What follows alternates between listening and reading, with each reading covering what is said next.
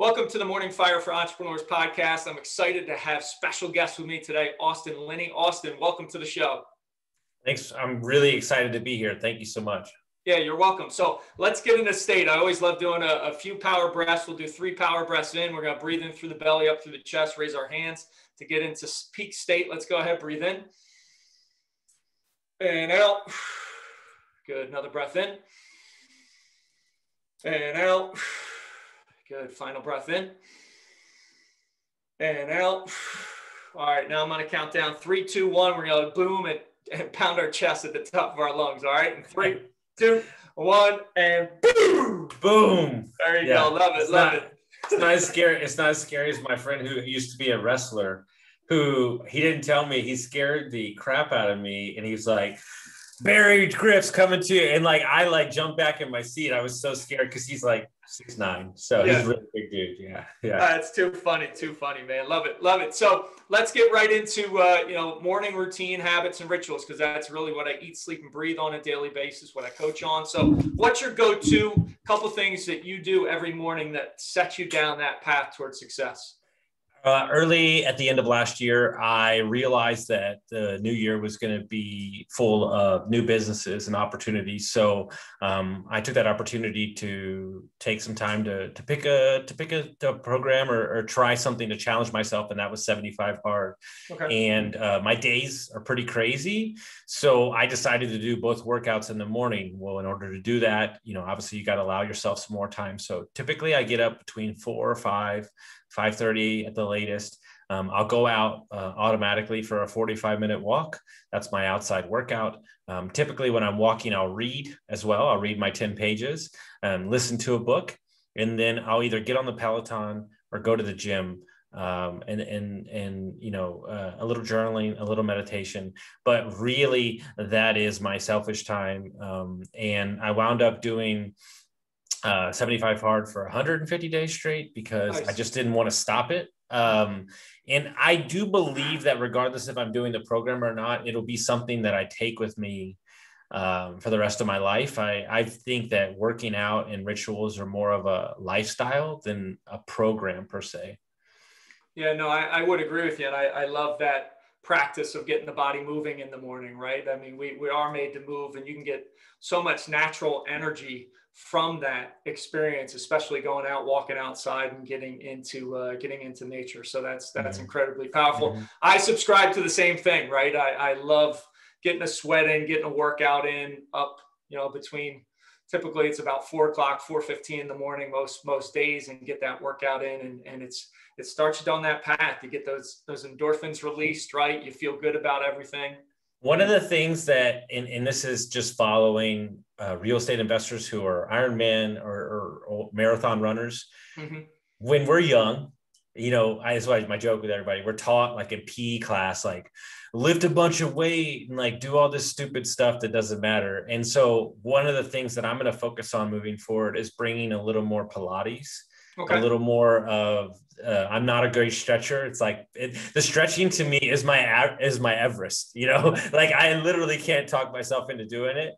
But I found if you talk to high level people in the training space, that these slow movements, these body weight movements can really, as one of my clients says, who's 90 pounds overweight, I don't need any weight. He's like, I can move my body and it's all the weight I need. I think we, COVID taught people that you don't need a gym. It's just about moving your body. Yeah. And I would say we overcomplicate things, right? We need to do all these things. And I don't know if you're a David Goggins fan at all, yes. But his story, he was in a position, he thought he was dying. And the way he got out of it was stretching.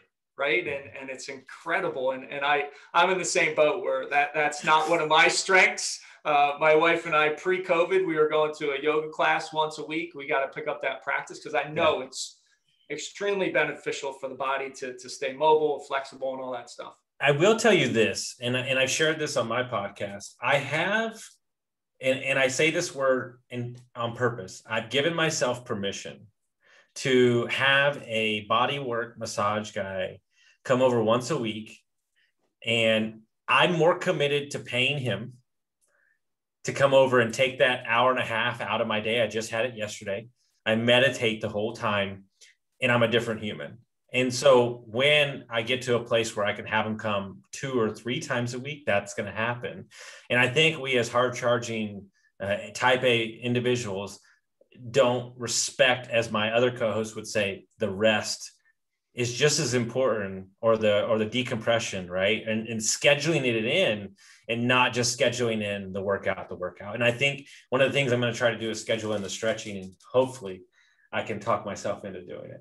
Yeah, no, and I agree with you, right? The rest period is when you recover. That's when you grow in physical fitness or business, right? You need those downtimes to rejuvenate, recharge, and then continue to grow. So couldn't agree more. So Austin, tell me a little bit about your entrepreneurial journey. I know you want to talk about mindset a little bit. Where did you start out? Where are you at now? And then let's dive into the topic of mindset. Yeah, when I was 17, school was never my bag. I have a great memory. Apparently after the event I put on this weekend, I have a ridiculous memory. Apparently I didn't know it was such a gift, but everybody was just like, they're saying how I had 40 people here and you knew what everybody did, where they lived, what asset class they invested in. I was like, that's just what I do.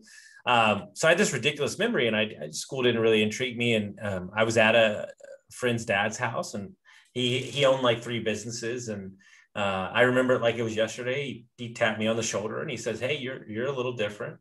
And he goes, "Read this book and then report back to me."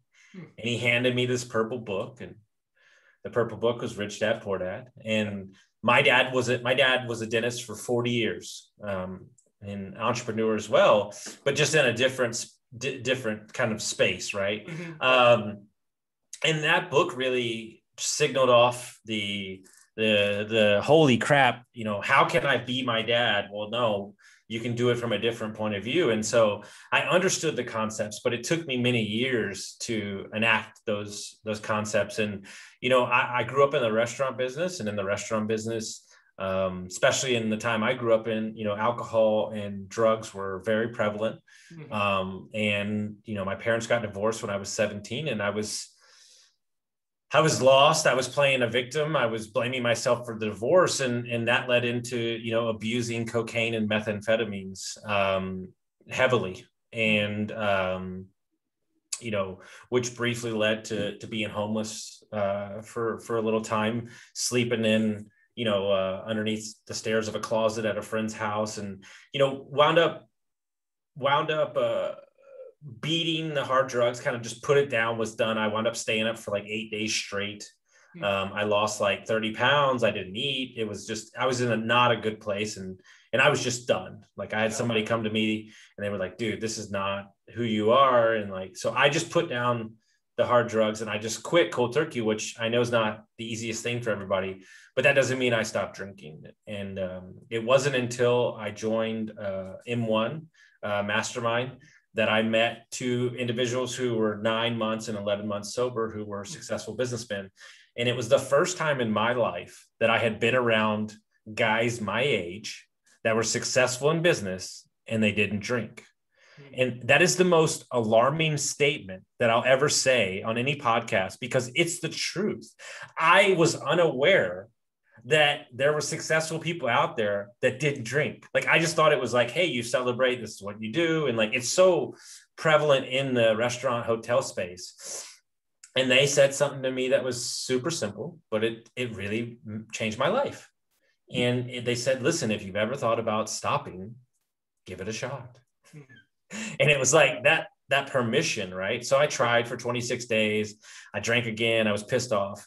And then I waited 30 days and I was like, "Look, I think you can go 60.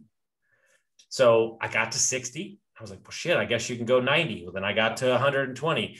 And I was feeling so good. And I was like, just chase this feeling. And so, long story short, I've been sober for 2 years and 5 months. I've lost 70 pounds. My entire life has switched around. But more importantly, you know what's interesting? I had my ex-business partner on my podcast a while back, and that business didn't succeed. I wound up leaving the business for creative differences and lost $26,000. But I said something to him. I said, if I paid $26,000 to be sober for the rest of my life, and change a million people's life with my coaching, with my speeches, what I'm talking about, then that's the best $26,000 I ever spent in my life. Amen. We don't look at stuff like that in the moment, but that was the gift. That business was the gift. Not only was it the gift, it also taught me that business is hard and then to stay in your lane when it comes to roles in a business. So there's so much lessons that came out of that partnership. And I would just say, related to the alcohol piece, I just think it's so just socially accepted everywhere. And I last year at the start of 2020, I had gone the previous year. I said, you know what, I'm going to take 30 days off alcohol, because I said to myself, when was the last weekend I went without having a drink? And I said, I don't know, 18 years old. And I was 44 at the time. And I said, I'm going to take 30 days off. I did that and I felt pretty darn good. And last year I said, you know what, I'm going to go 90 days. I said, because I was in my 20s, 30s, I abused alcohol on the weekends, right? It was socially acceptable to stay up till 3 a.m. and get pissed drunk. And it wasn't the way I wanted to be anymore. And I did 100 days. And of course, COVID hit like right in the middle at the end. And it definitely tested me, but I felt fantastic. I felt clear. I did 90 days again this year. And, I always considered just playing around with being done with it for good, because to your point, clarity, you just feel fantastic. And it's an amazing piece. So kudos to you for making that shift, as well as that shows just the power of association, right? You see somebody, you saw two successful businessmen a little bit farther in the journey than you, but you saw it was possible. And then you said, hey, this is where I'm headed. So great stuff. So let's get into mindset, right? Entrepreneur's mindset. How do you impact your clients, or what have you seen are a couple things that really play into the mindset game for those successful entrepreneurs? I had a client last week who we're done coaching for now. Like, he signed up for 3 months and we sent him on his way, and his whole life has switched and he started a new business and all that stuff. It doesn't matter. But he said something to me that I will always stick with me. He said, when I signed up with you, I thought you were going to tell me what to think, but what you did is you taught me how to think. And I think it's one of the most important statements ever, because at the end of the day, your business is your business and your life is your life. But having somebody in your corner that can reframe the way that you're seeing something, regardless if that guy is in the business sector you're in. What's interesting about people? I think the true gift of a coach is this. You name me, and everybody that's listening, I want you to really think about this question. When's the last time, besides your significant other or your family members, that you had a human being in your corner 100% with no judgment? Name it. And that's what I tell my clients. I am in with you. When you come into my world, I'm in, lock, stock, and barrel. And that's what we can offer, is reframing. Well, I'm doing this and I'm beating my head up against the wall. I'm beating my head. Well, yeah, but look at it from a different point of view. What if you did this? And so it's just that those little minute shifts in the mindset. And what I hear from a lot of people, and tell me if this doesn't ring true. Well, I'm really scared to work on myself because it's going to affect my business sales and everything. Huh? What? No, you have it the wrong way. Right. By you working on yourself and being the best version of yourself, your business is going to explode. Your home life is going to explode. But they're so scared to mess with something that's working. But I ask them this question: is it really working? Like, is it really working? Because no, you can always do better. And so it's these questions that you have to ask them, and really, because there's a lot of people, and I'm guilty of this in my 20s, there's a lot of people floating by and they're loud and they're aggressive because they're so scared that somebody will figure out that they're really not as confident as they think they are. And that's when I get around people like in GoBundance who like, hey, dude, shut up. We're not buying it. You're a drunk, like, pull it together. You think that you're doing stuff right. And so it was getting around men that I really looked up to that would call me out and get in my kitchen. And that's rare. I mean, I could count on one hand how many people could do that with me, but just taking the positive feedback and understanding that there was some stuff that needed to get worked on. And it starts with those little wins. It starts with those, and I think the number one way to do that is health and fitness. I think that getting back in and getting those small wins creates confidence within you to kind of churn the wheels, because what do they say? The Titanic is really hard to turn. Like when you want to change, like it's not going to happen overnight, right? But you can start getting those little wins. Yeah. And we're wired to want to get that Titanic turned in an instant, right? And that's what we see everywhere. It's what we see, a lot of coaches offering, hey, scale to 60K in 60 days. And with this strategy or hack, and what I see is it to your point, it's the internal game they've got to fix to be able to do that. And that's a key component in the overall strategy. So anybody like you, let's say you post my picture of me 247 pounds and 35% body fat, and me at 182 and 14% body fat. The people that I respect, I apologize, the people that are like coaches or in the business they wouldn't say, man, you look great. They would say, man, you look happy. And so what they're saying is it's an inside game. So many people are looking for the outside in, it's the inside out. Yeah. And at the end of the day, if we're like, this is why my whole podcast, my whole life, just talked to a girl today. It's about lifestyle. Like, I heard Brandon Turner say this, and it really made me think. My goal was not to bench a certain weight. My goal was to be a healthy person. Well, what does a healthy person do? He works out every day.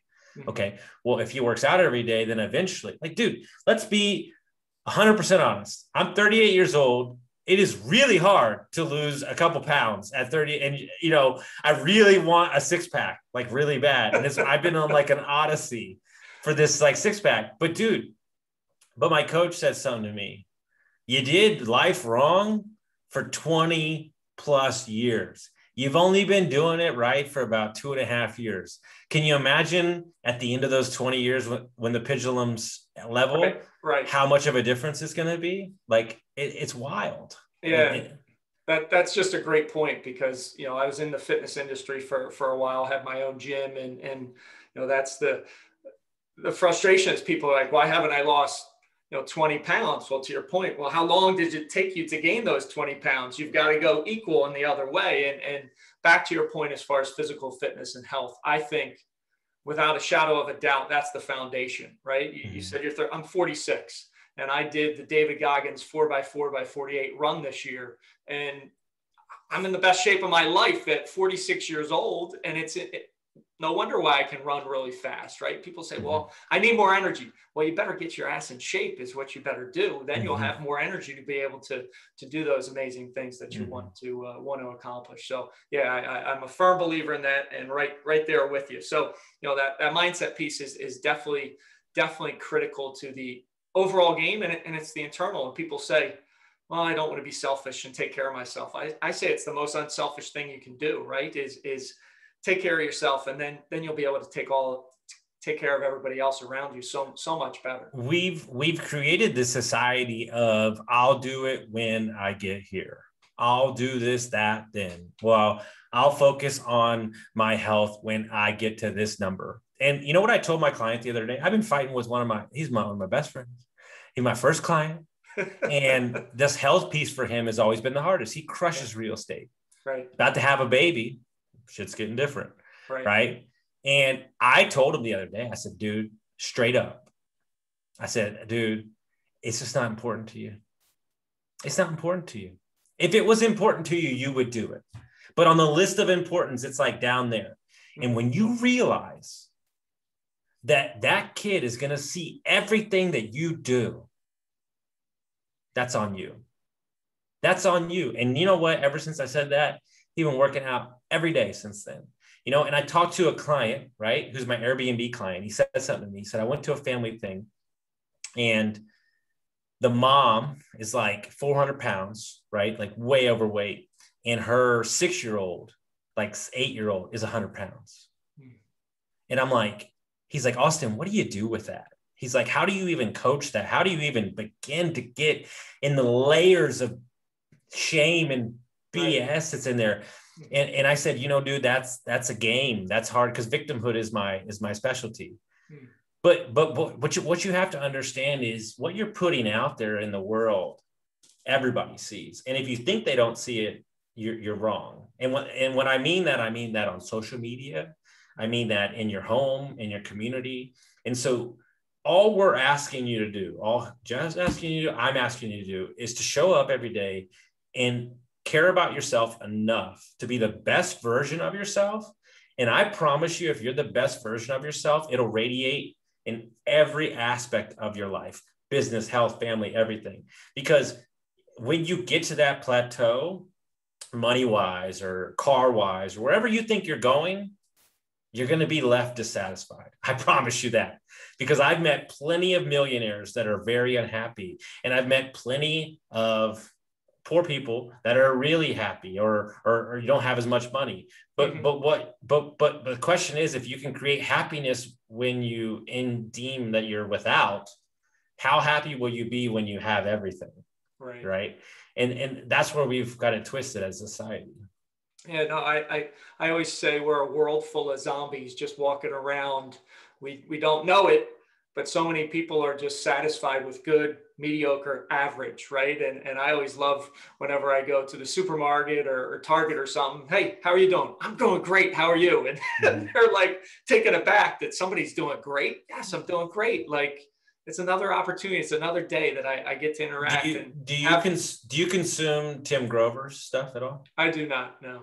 Okay. Well, he just came out with a new book called Winning. He wrote a book called Relentless. He was Michael Jordan's trainer, Kobe's trainer, all that stuff. He's on every podcast that exists right now.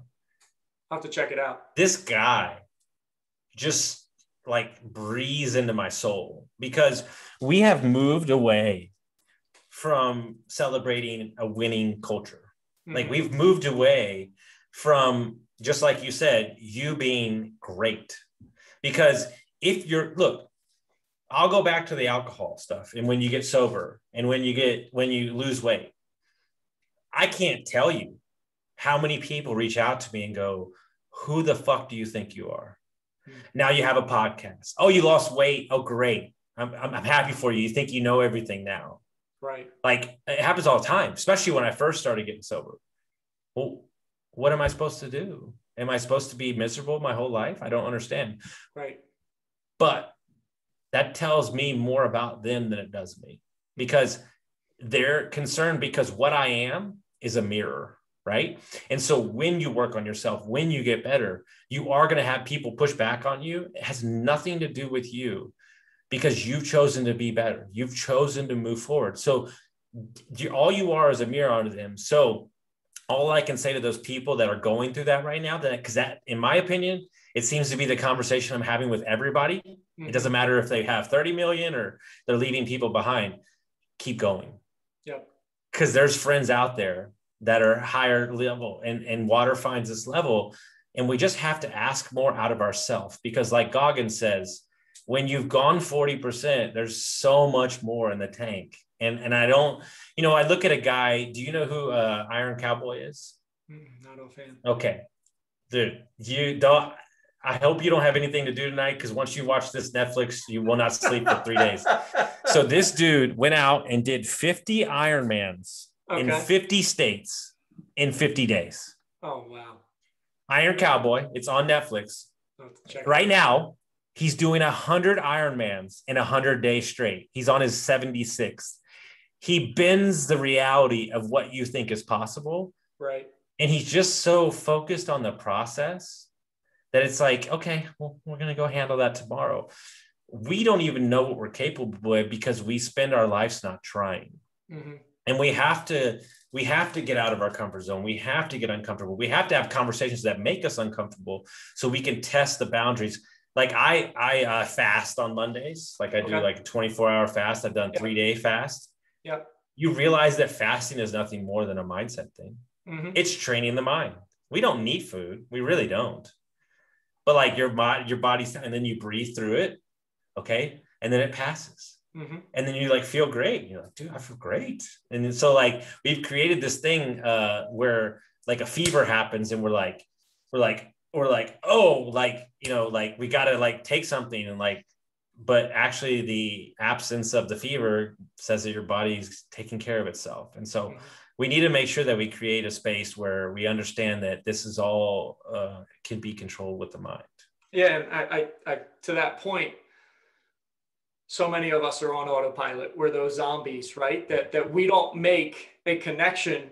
Hey, I ate this food. I feel like shit. Maybe I shouldn't eat that food again. Like we're just so caught up in this never ending.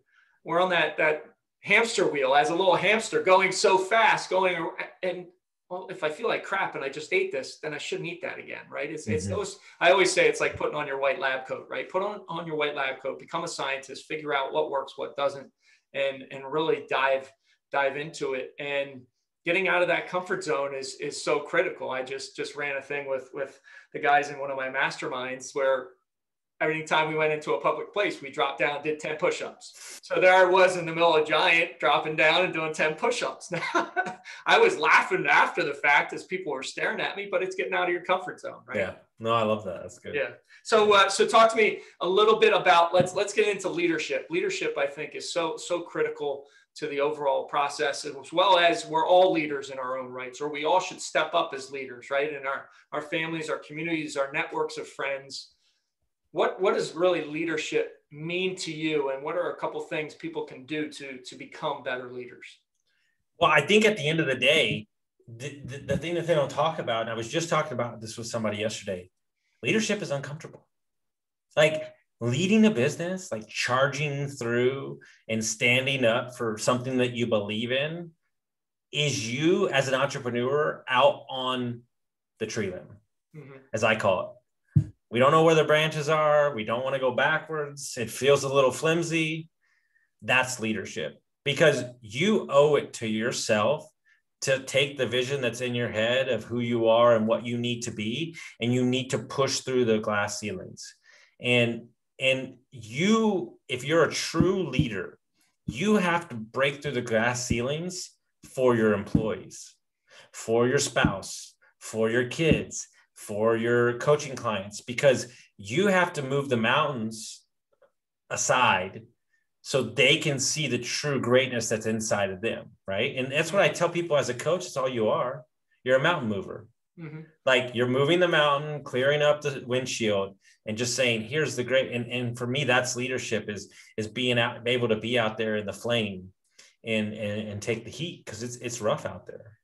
Yeah, it absolutely is. And I couldn't agree more with the doing part, right? Of breaking through and showing. And I have two sons, 12 and 11, and I love doing the Goggins challenge and showing them that these things are possible, because I think about what an advantage they're going to have at 10, 11, 12 to be seeing this, right? I meditate with them every day before school, and I'm like, oh my gosh, they're going to be, they've got 30 years on me from a meditation practice. So being a leader in that way for those around you, and that goes back to our point in the beginning, taking care of yourself, and you build those muscles of, self-worth, of, self-development, personal development, of taking care of yourself. Then you can share it with others. You can teach others, and you're giving them such a tremendous gift. So couldn't agree more on the leadership piece. No, for sure. Awesome. So Austin, where can people follow you, find you, all that good stuff? So you can go to austinlinney.com, Linney, but Instagram is the best place to get a hold of me, Austin Linney. Shoot me a DM, send me a message. Happy to connect. Looking forward to and just empowering everybody to be the best version of themselves. Awesome. So Austin, really appreciate you being on the show, and I will talk to you soon. I appreciate it.